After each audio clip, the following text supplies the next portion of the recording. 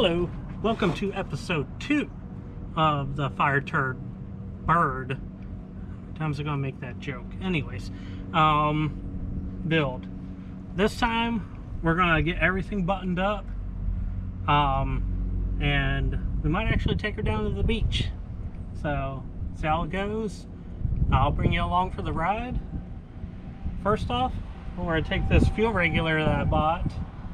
We're gonna mount her somewhere in here, so that I have good access to it, I can read it, and we can tune the fuel pressure that is normally about 40 psi for the fuel injection and take it all the way down to about 7 psi.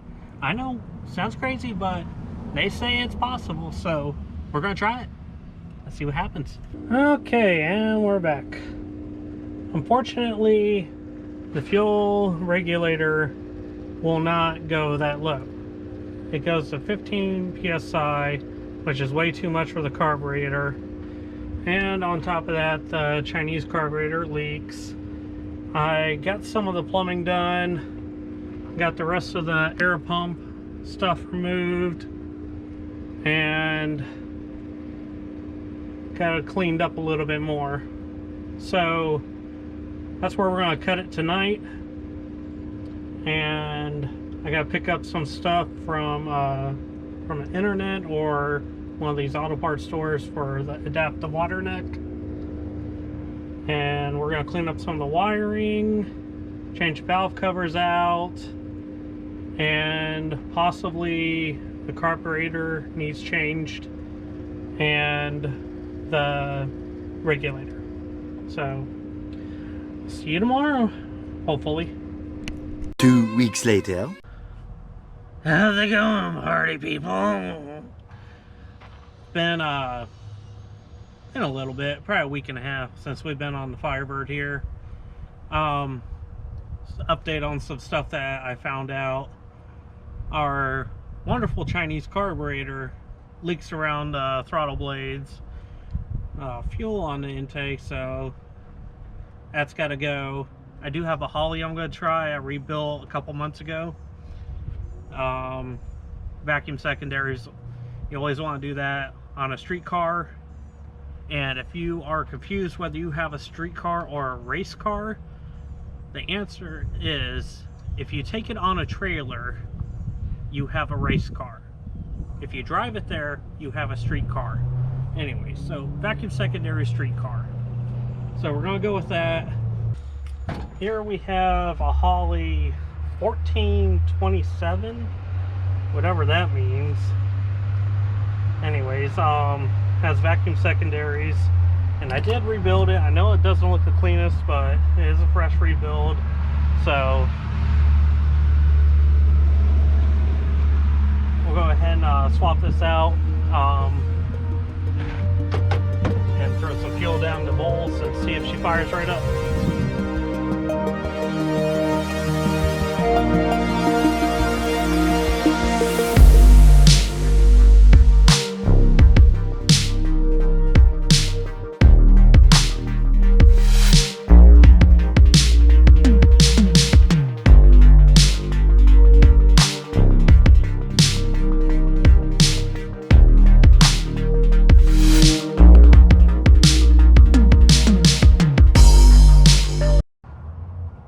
Okay, now we got her on. Let's put a little hot sauce down the bowls.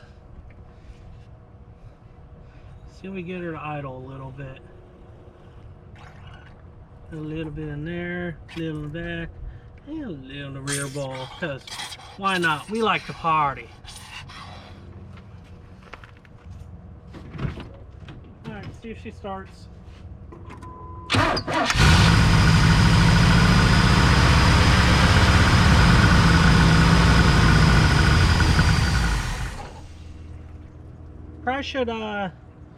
I should fix that fuel leak, don't you think? That's a lot of gas.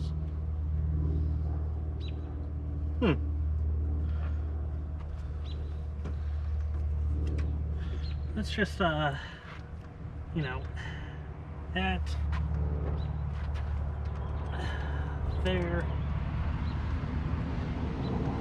Let's pretend that didn't happen, even though it smells really bad like gas.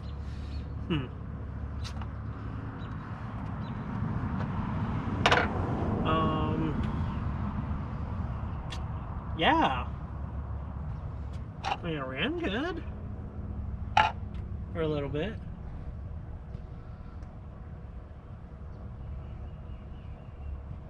I'm just standing here like an idiot. We're gonna cut that out.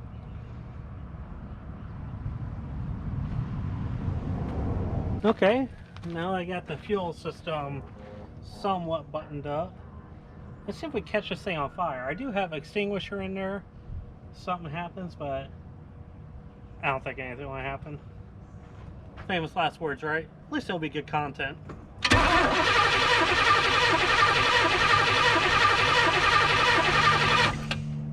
Wakey wakey. Give her a little. There she goes. She gave her a little squirt.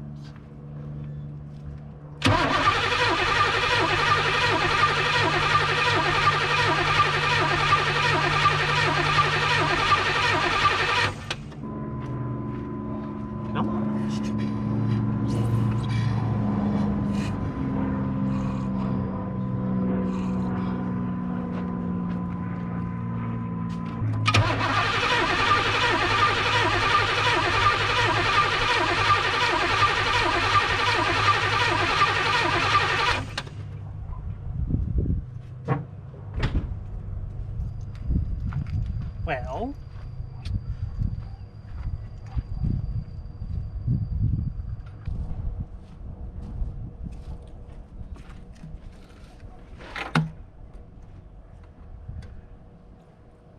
see what that does.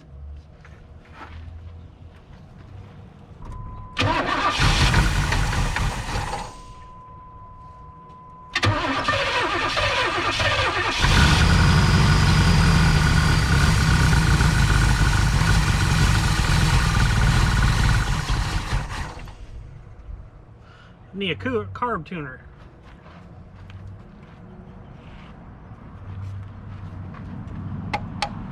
Come on.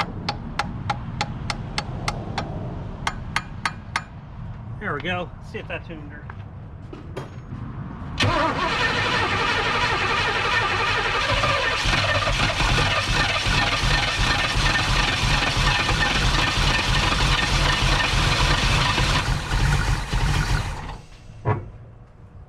Come on now. Be nice to me.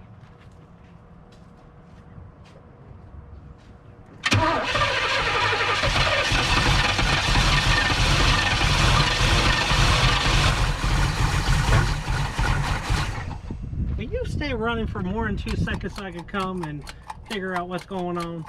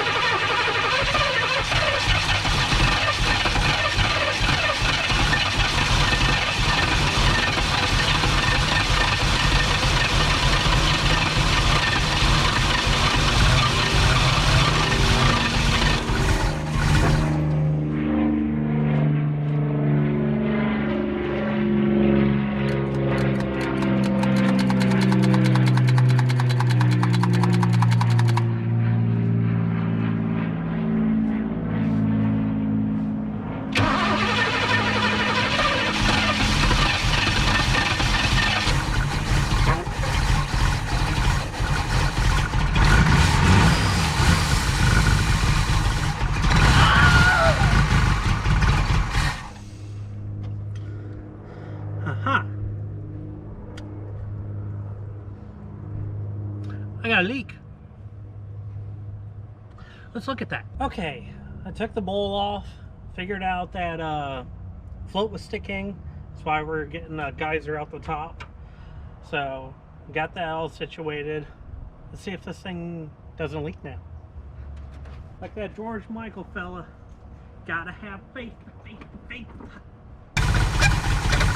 Lie down.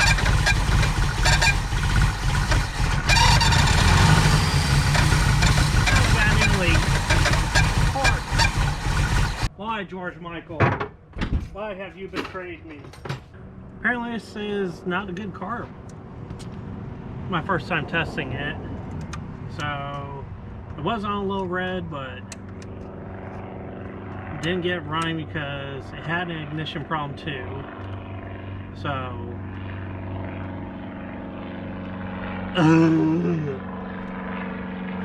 we'll be right back. Okay, we're gonna call this the struggle episode, I guess, because I did rebuild this carburetor. I used all brand new parts. However, about 6-8 months ago, I tried to get my little red express truck going to start it up, you know, so I can move it around the yard, yada yada yada. I used ethanol gas. Bad idea, because apparently it sat in there in the bowls and just ate it alive. I can't get the needle valve to stop leaking. It ate up the gaskets. I can't believe it.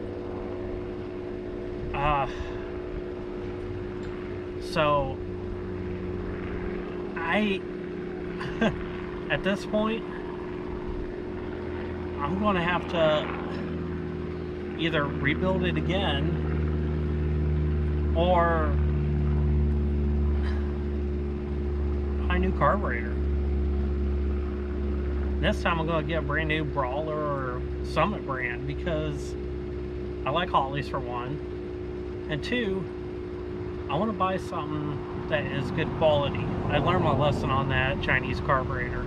It's worth the extra money. It really is. That way you don't end up like this. So it might be a little bit before you're seeing this. I do apologize, but I've got to wait for parts. I mean, that's where we're at on this. I'll try to get more content somewhere else, but anyways, see you when I see you. Welcome back to day 69 on the Firebird. I have done some research and I want to share the results with you. More to come in 5 seconds. My research I did told me that with brass floats, you have to have this spring in here. I remember when I was rebuilding it that spring was actually broke somewhat, but half of it was still there, so I'm like, it'll be alright, whatever kind of deal. We were wrong. You saw that by the geyser of fuel coming out and getting near the sparky box there. Anyways, the solution is a nitrofill float. It's a newer version. It's basically foam that is fuel safe, and because it is more buoyant, it does not require that spring, so they say. Let's test it out and we will see. Okay, with the new float in,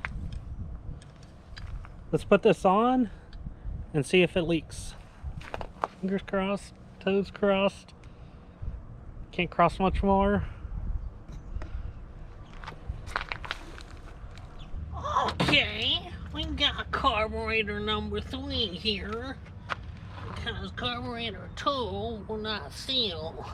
We have an arrow block I picked up for $40 from my local guy. He says it's never been used. Okay, that's probably annoying. Anyways, you can tell inside's really clean. The butterflies have a little patina? I don't know. Whatever.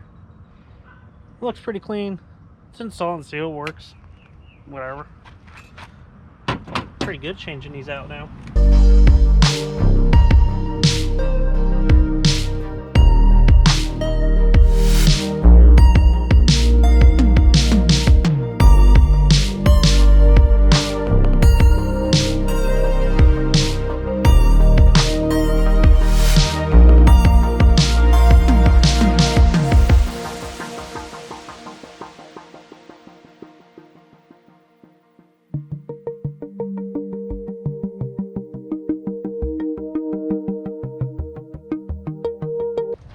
And it's on.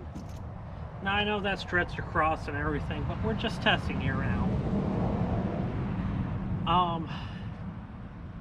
So battery in, fuel's hooked up, she's cinched down, vacuum lines are capped off.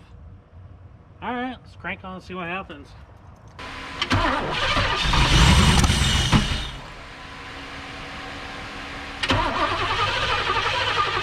Let's give her a little squirt of encouragement.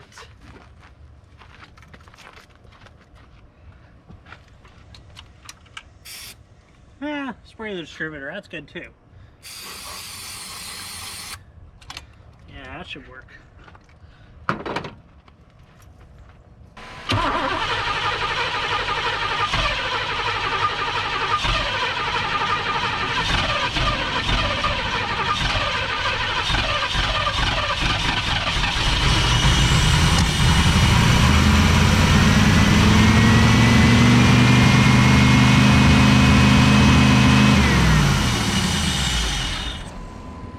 Let's see if we get this thing to idle actually.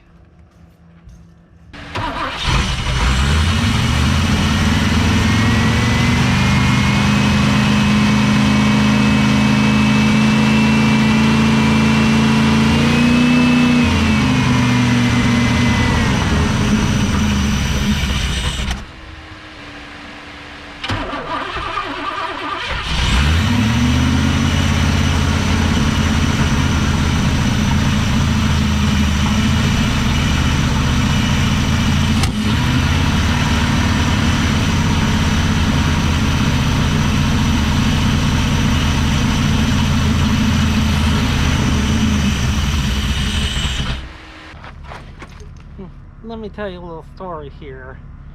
Well, we got it running pretty good. I got to plug up some vacuum leaks, run some vacuum lines. And then we got to get a timing light on her. It's getting late. We'll see how far we get tonight. I do have work in the morning. You all know that from the last one. What do you think? There a time lapse? Comment down below if I should do the time lapses or not. Let me know. That's my neighbor. He's a cool guy. Hopefully we get to meet him soon. Alright, I'll be back.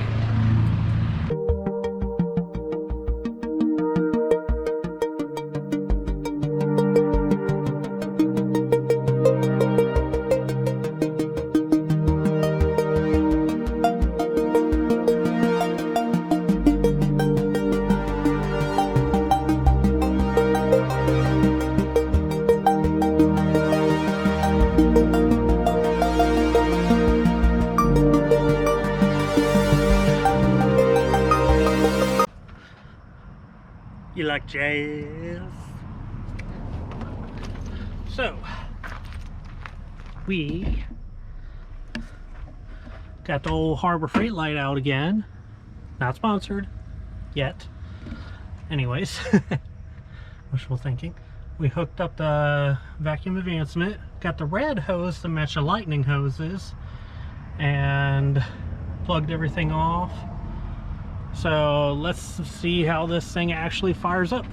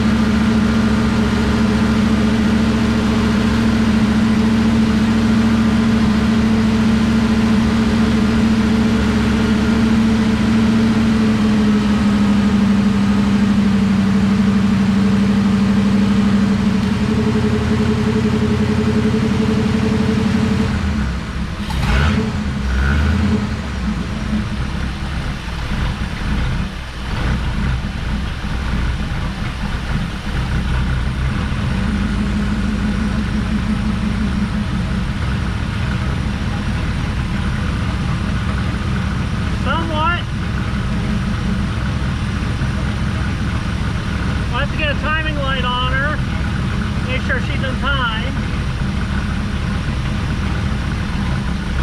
So, we're about that. I'll be back in a few minutes. But a lot better than it was, and it don't leak. Woohoo! Okay, so to time an engine, you need a timing light, obviously. Well, to do it properly, to get it close like I did, you don't. You can do it by sound, but timing light. Anyways, small block Chevy stock. This is stock, believe it or not. Is 12 degrees before top dead center at idle. So what we're going to do is we're going to fire the car up, and if you remember that timing mark I showed you in the last video, this light will start strobing. So if you have seizure problems or something like that, epilepsy, you might want to skip ahead a little bit. But I'm going to go ahead and time this to 12 degrees top dead center at idle, and we're going to see how this thing actually runs. Get that away from the distributor. That'd be bad. Fuel everywhere. Distributor? No, alternator, dumbass. Ooh, go get demonetized. Okay, so I did get it timed.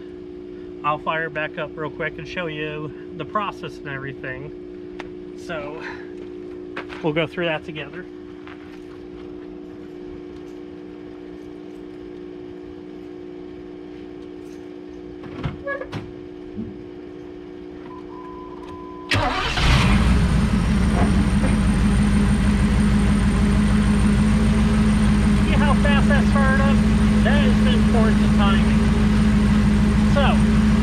What we do for timing is, you got your timing light.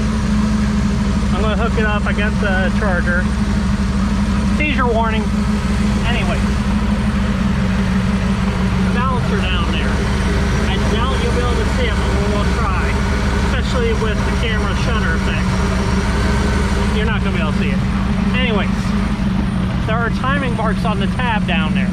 And what you do is, you try to get that to 12, there's literally 12, whatever, and back to 0, and then advancement.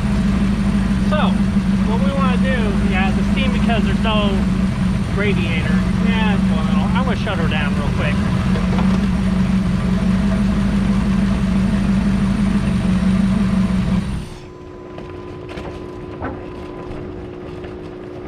Calm down now. It'll be all right. It ain't nearly hot enough.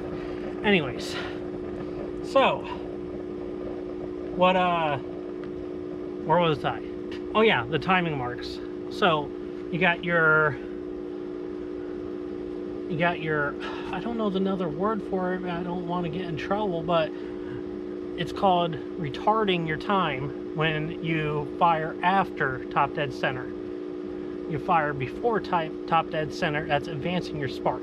So what you want to do is you want to get that 12 degrees advanced before top dead center. So you look at your timing mark, you have your light flashing on it, and how it strobes on that, so that actually you can see that timing mark as it's rotating. It fires with the number 1 cylinder. And what you do is you turn the distributor here until at idle it is at top dead center, around 700 RPM. I did that by ear. I don't have the tack hooked up, but you heard how it runs now. Anyways, once you got that, you want to bump your gas to make sure that it's advancing. You'll see that mark with your timing light advance as the RPM goes up. That means your vacuum advancement, which means it's advancing because the engine is moving faster. It needs to spark sooner in that time to compensate for that speed.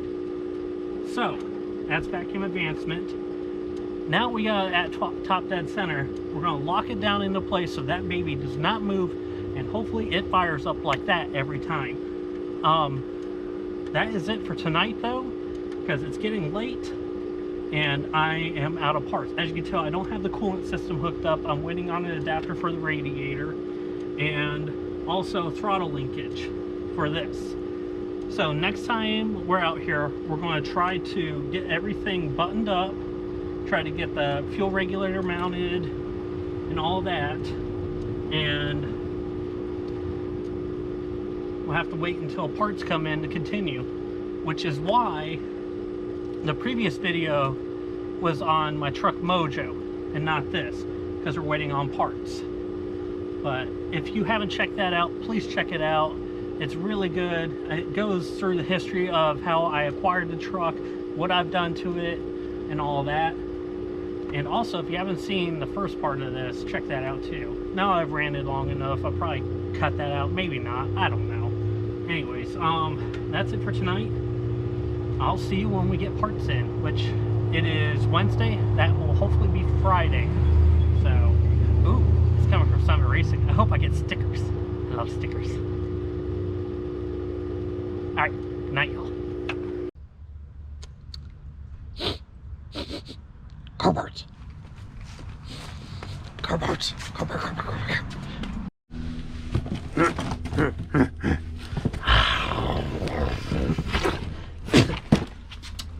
Need tool to open.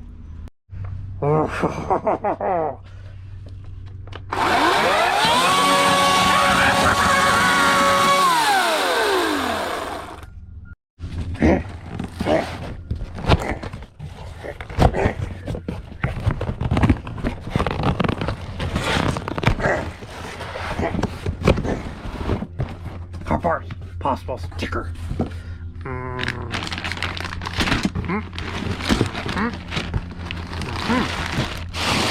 Sticker? Where's sticker? Sticker! Summit Racing, where's sticker? Good afternoon. Day 525,600. Something like that. Anyways, today we got car parts in. We got this bracket for the transmission kick down and the throttle linkage. Summit Racing S Sierra U Utah M Mike -G George 1514. And also we got a Gates water neck adapter to step down the size from the 1.5" to the 1.25". That way we get everything snugged up, get the coolant lines ran, be able to control it from inside the vehicle, possibly now take it on a test drive. Let's see how the day goes. What we're going to start with is putting the thermostat housing onto the intake manifold. To do that, you put the thermostat in, make sure you put it in the proper way. I'm 99% sure it goes this side up. So we're going to put it in that way, and if it doesn't work, we'll take it out, right? Anyways, so further ado, I'm going to go ahead and put you on a time lapse. That way I can get here and get working.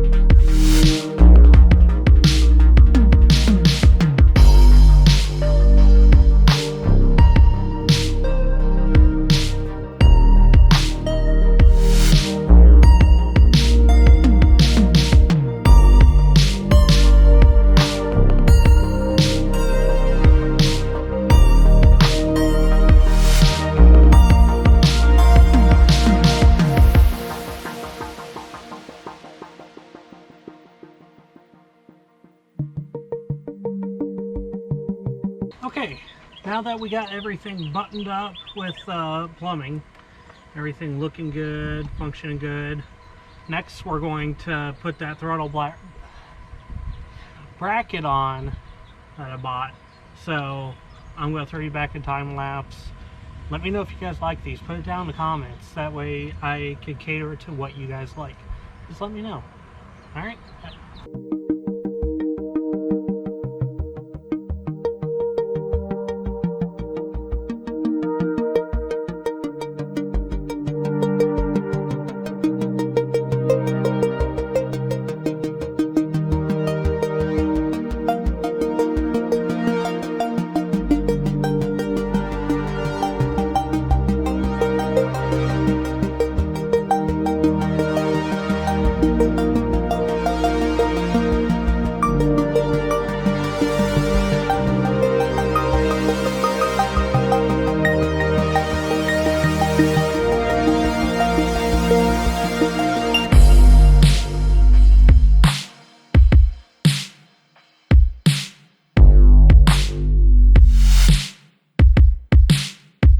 Okay, so I got the bracket on.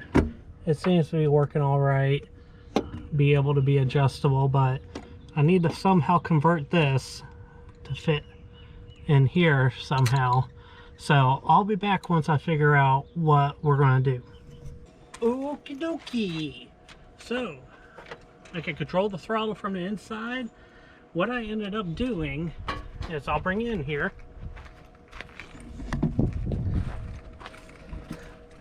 I took a bolt and cut it right down the middle.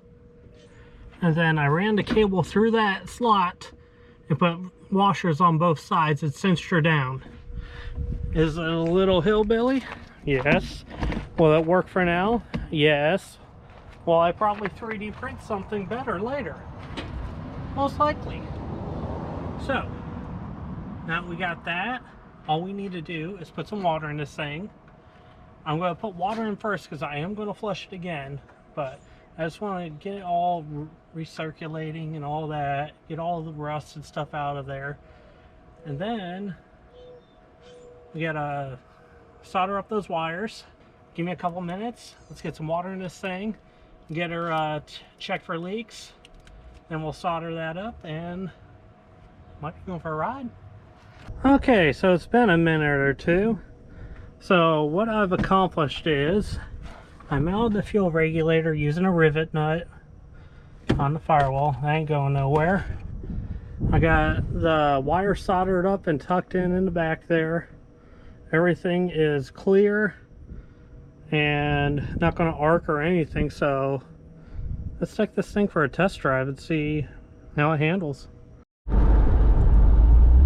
Well, she seems to run pretty good. Everything seemed to be doing alright.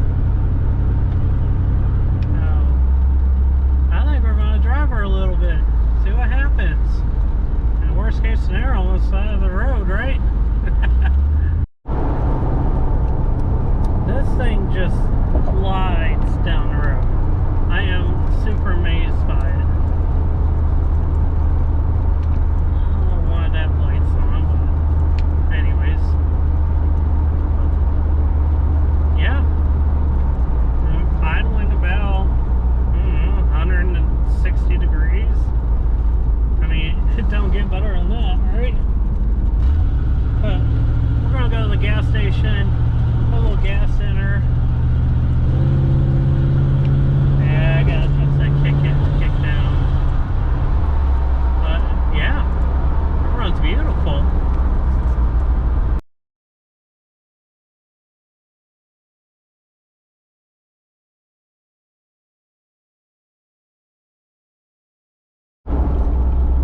Yeah, something I keep in mind on these old rigs are to use ethanol-free gas. The reason being is carburetors are not designed to run ethanol through them, and because they're composed of aluminum, it creates a chemical reaction that actually creates water.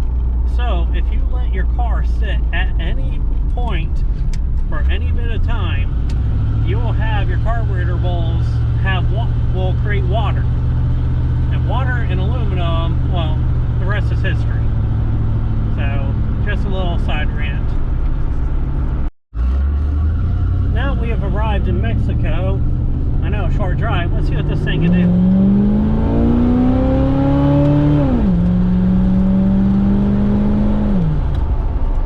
It's not the best in the world, not the worst. I've driven a lot slower. Looky what I found. Chrome may not get you home, but you will look good on the side of the road when you're broke down. Now, let's get these on this. Real quick, I want to bring you in here to show you how clean this engine is. This engine really does have less than 50,000 miles on it. Amazing. And also, be careful of your gaskets when you're pulling them off. Because if you get in a situation like this, to where, one second, your gasket doesn't fit perfect inside your valve cover, and your valve covers still work. See how it's shorter there? doesn't reach all the way. You can still use the stock ones if they're still soft enough and are not torn. Be very careful.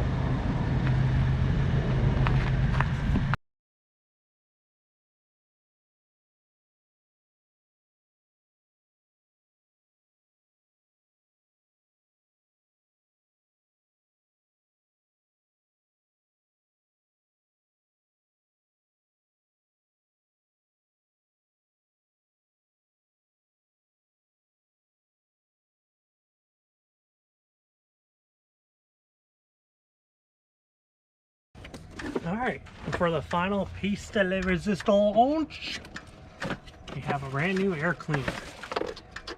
So a sticker. A sticker! Tell you, they used to give you stickers in every single box. Now, they want you to buy that? Oh, come on. I'm not paying to advertise for you. Give me a sticker.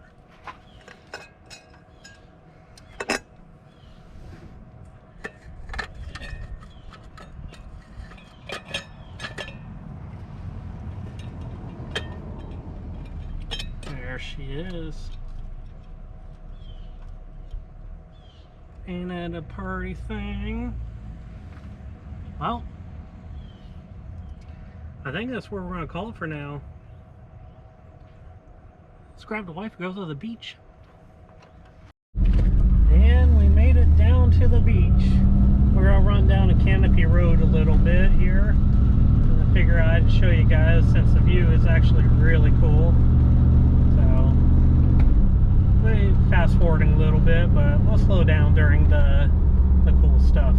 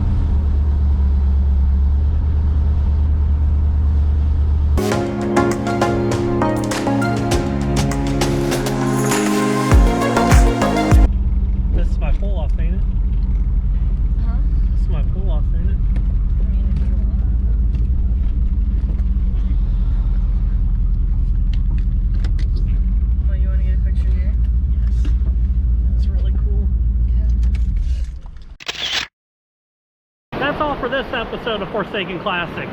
If you want this little circle right down here, that is how you subscribe. Just click that. And up here is the previous video that I think is pretty funny. Now that that's all taken care of, you saw the Firebird and all that. So I'm going to leave you with the sunset. Please enjoy it and have a wonderful day. Thank you very much.